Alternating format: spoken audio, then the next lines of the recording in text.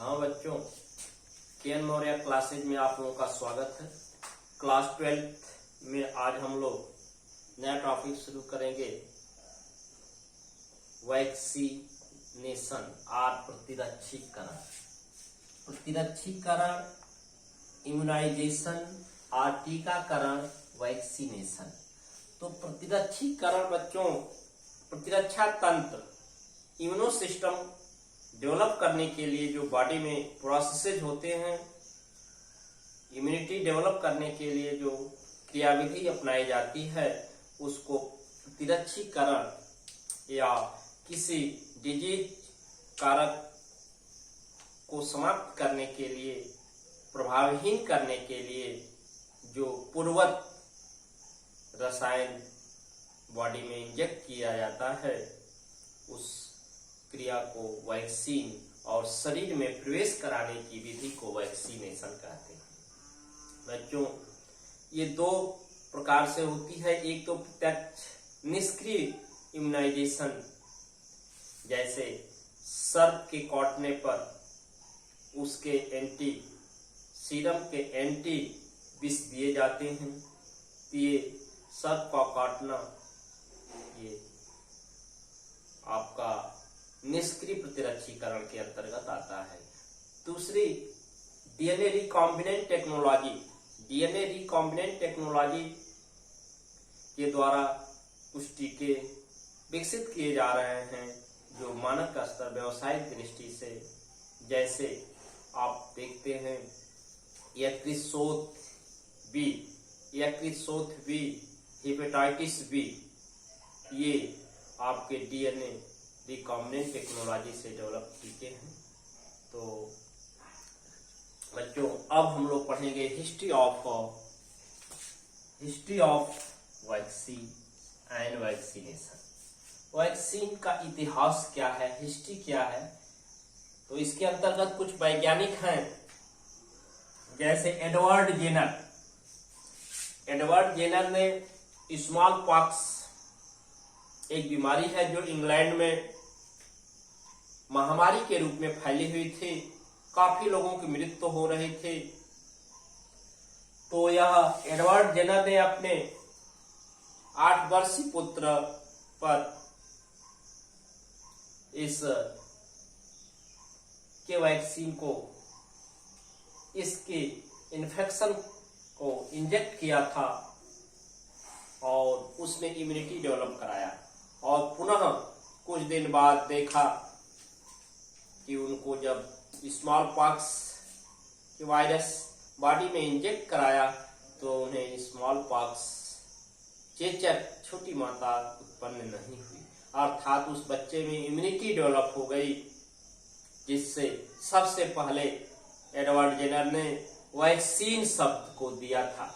1796 ईस्वी में वैक्सीन, टीका, वैक्सीन शब्द का प्रयोग एडवर्ड जेनर ने किया था। अब लुई पास्चर ने बैक्टीरिया, एंथ्रेक्स जीवाणु, कॉलरा और रेबीज के वैक्सीन को विकसित किए थे, अर्थात इन्होंने एंथ्रेक्स जीवाणु के प्रति वैक्सीन तैयार की थी, टीका कॉलरा के प्रति टीका तैयार किया था, और रेबीज वायरस जो मैड डॉग, पागल कुत्ते के काटने पर हाइड्रोफोबिक डिजीज होता है, रेबीज रोग, तो उस हाइड्रोफोबिया वैक्सीन को डेवलप किया था। इस तरह से लुई पास्चर ने एंथ्रैक्स, कॉलरा और रेबीज या हाइड्रोफोबिया के वैक्सीन को विकसित किए थे।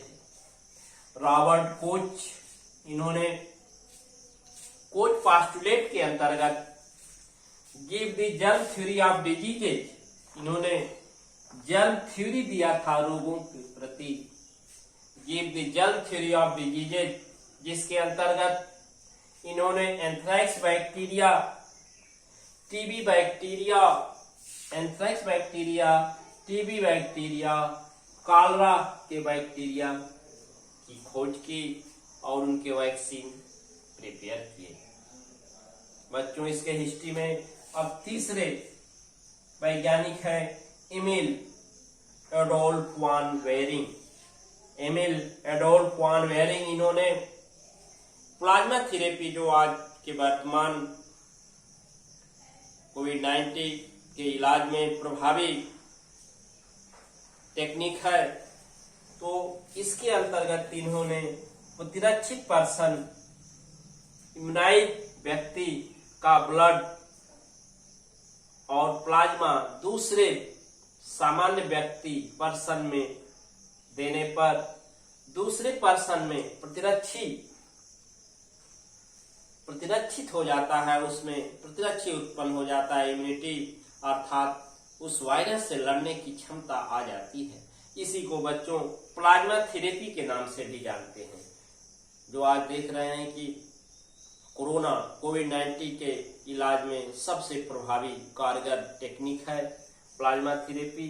तो इस तरह से बच्चों वैक्सीन और वैक्सीनेशन के हिस्ट्री में 4 वैज्ञानिक आते हैं, Edward Jenner, Louis Pasteur, Robert Koch और एमिल एडोल्फ वान वेरिंग। अब आगे के क्रम में हम लोग टाइप ऑफ वैक्सीन पढ़ा जाएगा, ये कितने प्रकार के टीके होते हैं। तो चलते हैं टाइप ऑफ वैक्सीन पढ़ेंगे।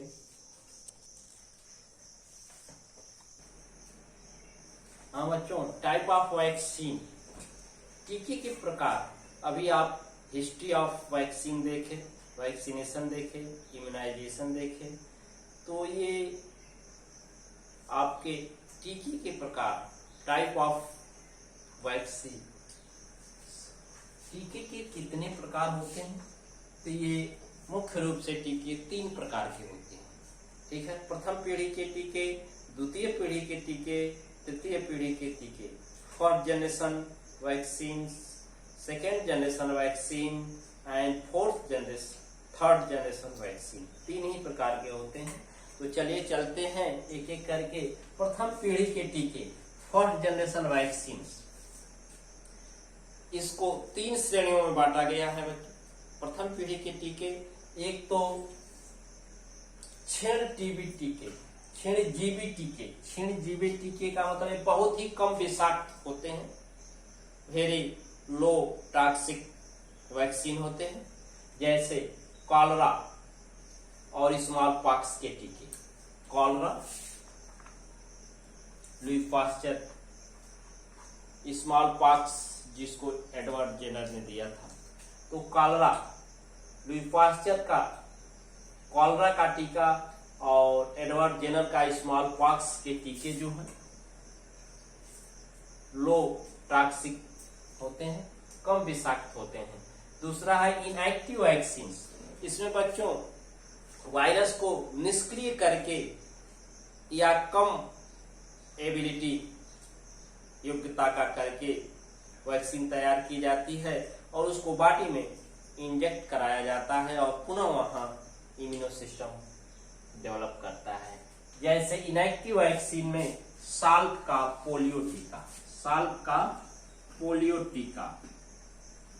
साल्क नामक वैज्ञानिक ने पोलियो टीका दिया था। इसमें वायरस को डेड करके और इनएक्टिव करके वैक्सीन तैयार की जाती है और उसको पोलियो खुराक के रूप में दिया जाता है बच्चों। तीसरा है विषाक्त टॉक्सिक मटेरियल, टॉक्सिक वैक्सीन, ये बहुत अधिक क्षमता वाले होते हैं, ये विषाक्त होते हैं और बॉडी में टॉक्सिसिटी के द्वारा ही ये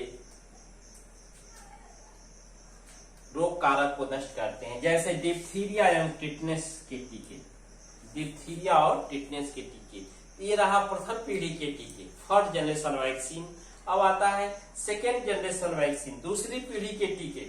बच्चों दूसरी पीढ़ी के टीके जो होते हैं, these are form by genetic engineering, genetic engineering के द्वारा ये तैयार किए जाते हैं और ये जो होते हैं, जो टीके वैक्सीन बनते हैं opposite direction of hepatitis B, hepatitis B या क्रिसोथ बी के विरुद्ध टीके होते हैं। हेपेटाइटिस बी देखिए एग्जाम्पल है हेपेटाइटिस बी के विरुद्ध ये टीके होते हैं। इस तरह से ये रहा सेकेंड जनरेशन वैक्सीन। हेपेटाइटिस जानते हैं, हेपेटिक रीजन में ये ए बी सी 3 प्रकार के होते हैं। तो हेपेटाइटिस में अफेक्शन, यदि कोई विषाणु का संक्रमण होता है तो उसके लिए हेपेटाइटिस ए। बी जो होता है कि यदि संक्रमण हो गया है तो उसमें स्वाइलिंग न हो, सूजन न हो। और हेपेटाइटिस सी, यदि स्वाइलिंग हो गई है तो उसकी सेल कैंसरियस न हो, उसमें सड़न न हो।